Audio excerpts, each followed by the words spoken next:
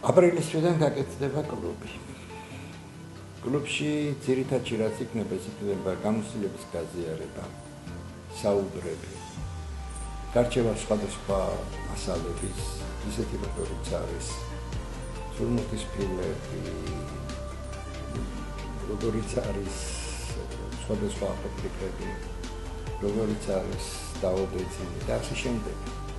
მისი გარჩევა ოღონდ არაჩვეულებრივი სოციალური არამედ უფრო კულტურული თვალსაზრისით.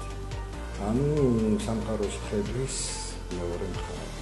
ამავე დროს იქნება იმ ფილმების ჩვენება და გარჩევა, რომლებიც გარკვეულ მნიშვნელობას გვაძლევს ყველაფერი ამის შესახებ. და არა მარტო ეხლა 70-იანი 60-იანი წლიდან ისე რომ საინტერესო იქნება.